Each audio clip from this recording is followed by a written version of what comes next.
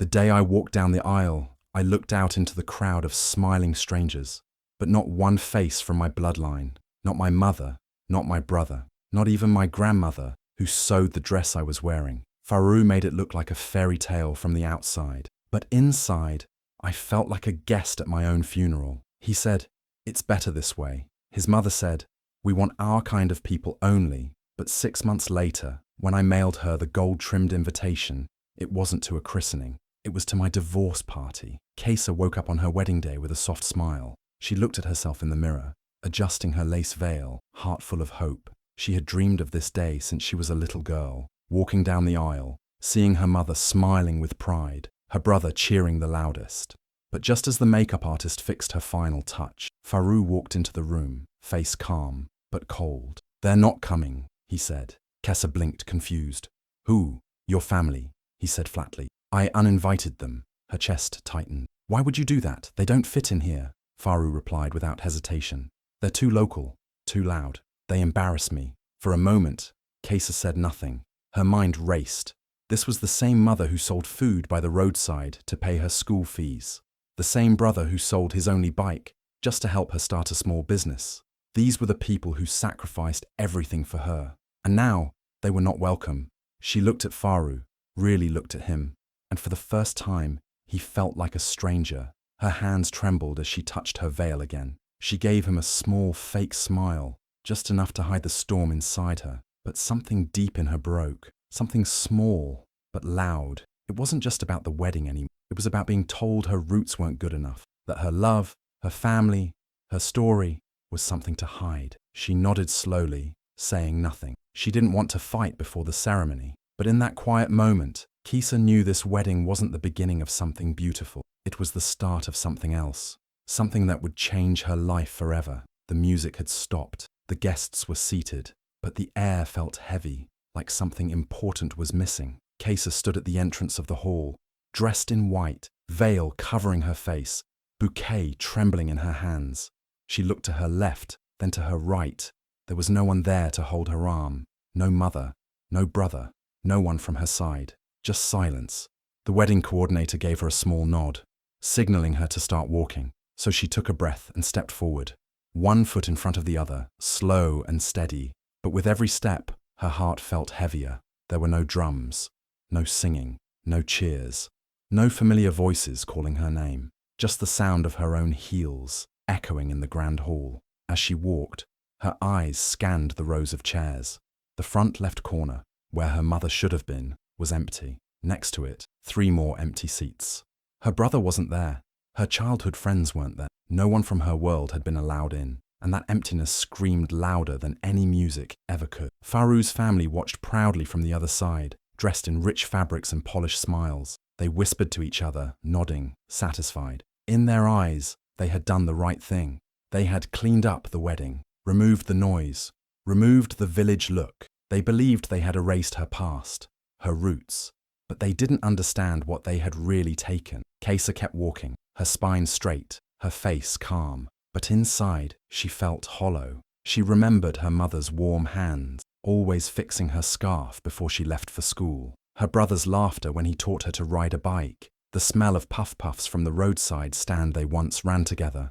All gone now, erased from this new version of her life. She reached the altar. Faru stood there, smiling confidently, as if nothing was wrong, as if this was a perfect day. But when he reached out for her hand, she felt it. Something had changed. She looked at him, and in that brief moment, she saw the price she had paid. She wasn't just marrying him. She had sacrificed everything for this moment. Her past, her people, her soul.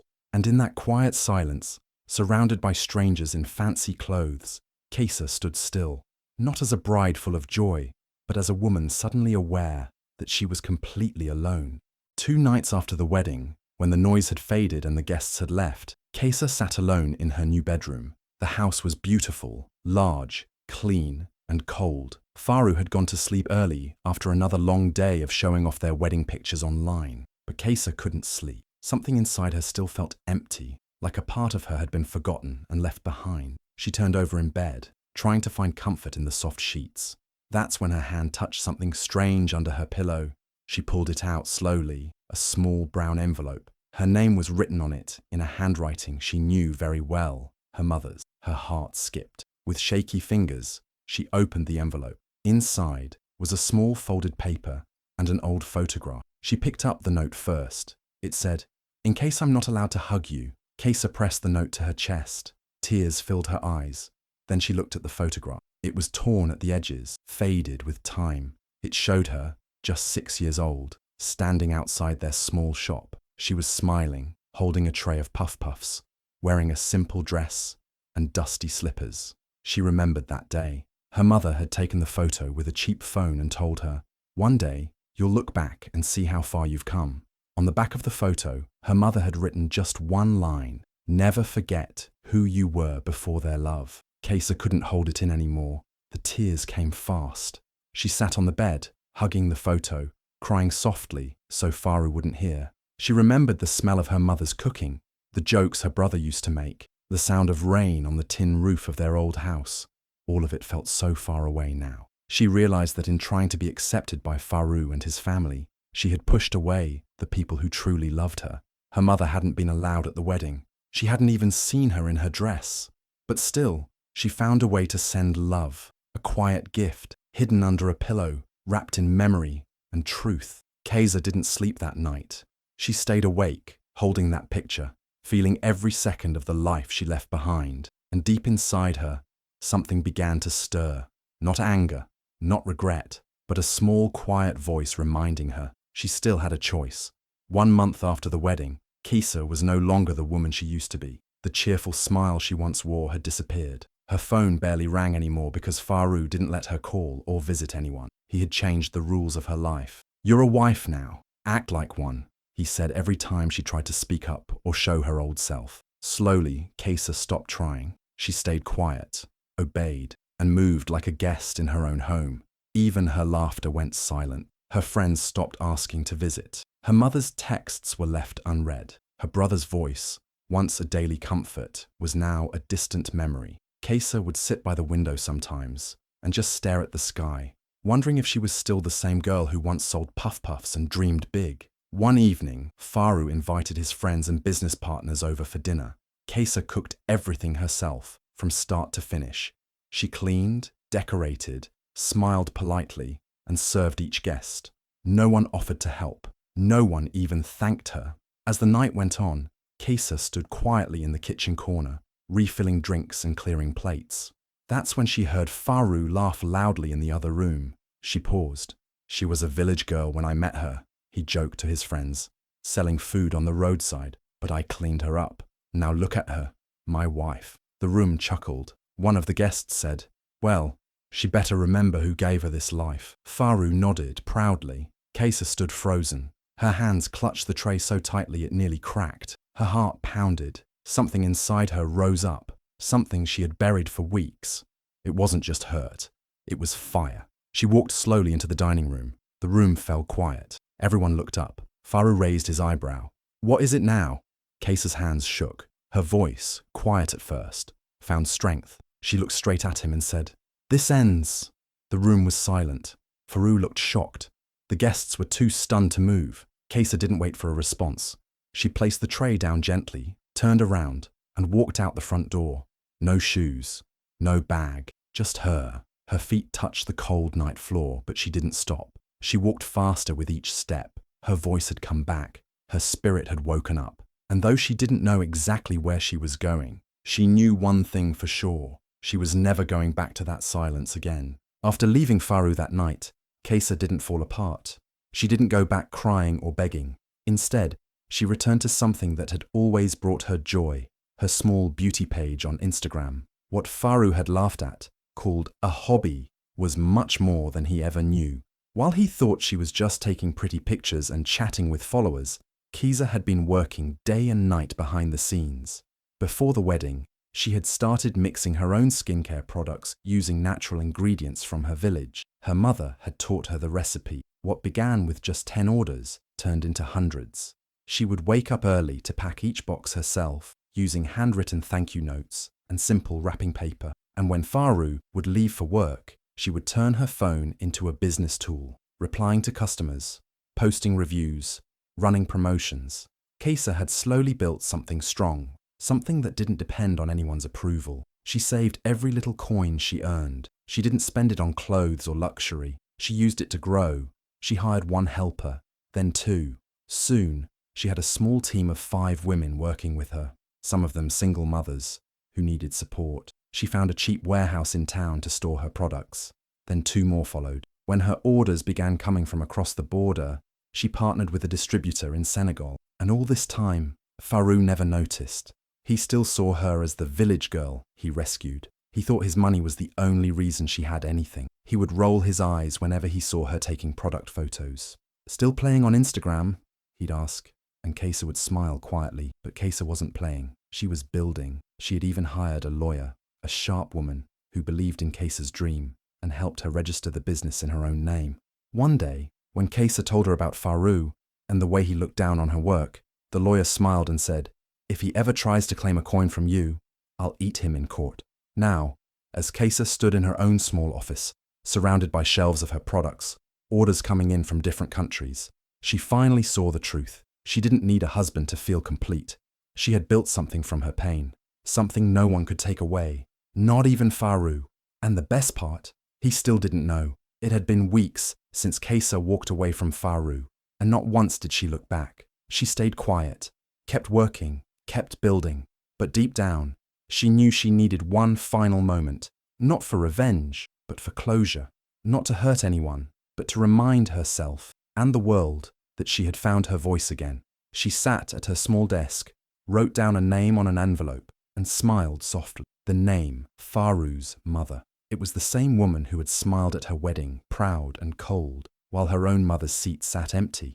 The same woman who once told her, "A real wife leaves her past at the door." Kesa had said nothing then, but now she had something to say without speaking a word. She chose a gold-trimmed envelope, simple but elegant, no loud designs, just clean, clear, and bold. Inside she placed an invitation, no thank you note, no apology, just details. Date, Saturday, time, 6 p.m, location, the same grand hall where Kesa's wedding took place. Dress code, all white, with no secrets. And at the bottom, in shiny gold letters, one powerful line: "You're invited to my divorce party." The hall Faru had once said was too classy for your people. Kesa had booked it with her own money, fully paid, no help, no permission. This time, no one was uninvited. Her family would walk through those doors in their best clothes, heads held high. Her mother would finally get the moment she was denied. Her brother would finally sit in the front row. Kesa sealed the envelope, kissed the corner, and sent it off with quiet pride. This wasn't about anger. This was about truth. She had been erased from her own wedding, treated like a shadow. But now, she was the host, the voice, the light. And while the invitation was sent to Faru's mother, the real message was for anyone who had ever silenced a woman, made her feel small, or asked her to forget where she came from. Kesa wasn't asking for a seat at the table anymore. She was building the table herself, and everyone who had once turned their back on her, they would now have to watch her shine from the very place they once tried to keep her out of. The sun had barely started to set when the guests began arriving. One by one they stepped into the grand hall dressed in all white, just as the invitation said. There were no long faces, no fake smiles, only joy, laughter, music, and a kind of freedom that could be felt in the air. This wasn't just any party. It was a celebration of something powerful, Kesa's return to herself. The room was filled with faces from her past, her old school friends, her neighbors from the street where she grew up, the women who helped pack her first beauty orders, even her old teacher who used to give her extra lessons after class. They were all there, dancing, clapping, eating, smiling. This time, no one was left out. No one was told they didn't belong. And then Kesa walked in. She wore a flowing white dress, simple but stunning, her hair tied in a traditional wrap, her face glowing, not from makeup, but from strength. The room went quiet for a second, not out of shock, but respect. Then applause broke out, louder than drums. People stood and clapped, some even crying. Kesa just smiled and walked slowly through the crowd, hugging each person who had once stood by her when she had nothing. Her mother stood at the front, waiting. She wore the same gale that Faru once laughed at, saying it looked too local. But tonight, that gale looked like a crown. The two women hugged for a long time. No words, just tears and warmth. Her mother whispered in her ear, "You came back home, my daughter." Her brother raised his glass for a toast. To my sister, who forgot herself for a moment, but found something greater in return. Her voice, her power, her peace. Everyone raised their glasses and cheered. And then the DJ played an old highlife song, her late father's favorite, the one he used to play while making puff puffs outside their small shop. Kessa paused. The memory hit her deep. She closed her eyes, swayed slowly to the music, and tears ran down her cheeks. But these weren't sad tears. She wasn't crying for a lost marriage. She wasn't mourning a man who couldn't see her worth. She was crying because, after everything, she had finally chosen herself. She had come full circle, not as a broken woman, but as someone stronger, wiser, and free. And the whole world was watching her shine. The music had just paused, and the lights dimmed slightly as Kessa stepped onto the small stage in the center of the hall. The crowd grew quiet, every eye fixed on her. The room, once filled with laughter and dancing, now held a silence filled with emotion. Kessa took a deep breath, held the mic close, and looked around at the faces. Women who had cried with her, lifted her, believed in her. Men who had supported her journey. Family who never gave up on her. She smiled softly and spoke with calm strength. "He erased my guests," she said, her voice steady. "So I became the host." There was a pause, and then the crowd burst into applause, cheers, and even a few gasps. But Kessa wasn't finished. Behind her stood a beautiful white cake, but it wasn't just any cake. It was shaped like a lock, a strong, bold lock, symbolizing everything she had once felt trapped in. The silence, the shame, the control. She picked up the knife, cut the first slice, and raised it high. "This," she said, "is for every woman who thought silence was strength, for every woman who stayed, thinking her pain was part of love, for every woman who forgot her worth." Then she turned and handed the slice to a woman in the front row, an older woman who had once been kicked out of her home for standing up to her husband. Then another slice went to a young girl who had messaged Kessa weeks ago saying, "You gave me courage." One by one she passed out pieces of cake, not as dessert, but as a message. "Sometimes," Kessa continued, "walking out is louder than staying quiet.